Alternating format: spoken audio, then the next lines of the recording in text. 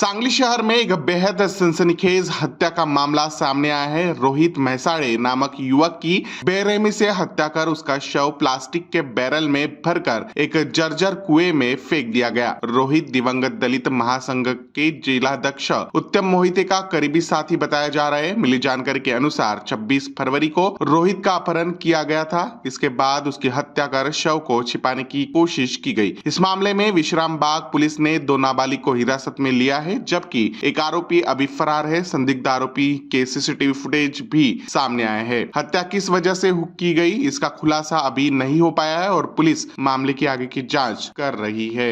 Vishrambag police ठाण्याकडील missing एक व्यक्ती नामे रोहित मुकेश मैसाळे हा दिनांक 26 तारखेला मिसिंग झालेला होता। सदर बाबत पोलीस ठाण्याकडे तपास चालू होता। त्या अनुषंगाने कालपासून आमची टीम दोन बालकांकडे तपास करत होती। त्या 2 बालकांनी सदर मिसिंग व्यक्तीस मारून टाकले असल्याचं त्यांनी सांगितलेलं आहे। सदर मारून टाकलेलं ठिकाण हे विठ्ठलनगर येथील मार्टिन शाळेच्या पाठीमागील बाजूस असल्याचं त्यांनी दाखवलेलं आहे। सदर ठिकाणी आम्ही आल्यानंतर तिथं रेस्क्यू टीम बोलवली। त्यानंतर मारून टाकलेली विहीर जी आहे त्या विहिरीतून एक बॅरेल बाहेर काढण्यात आला आणि बॅरेलमधून मृतदेह बाहेर काढण्यात आला। तर त्या मृतदेहाची ओळख त्याचे मामा रोहित मैसाळेचे मामा यांनी तो मृतदेह ओळखलेला आहे। त्याबाबत विश्रामबाग पोलीस ठाण्यामध्ये गुन्हा दाखल करण्याची प्रक्रिया चालू असून अधिक तपास करीत आहोत।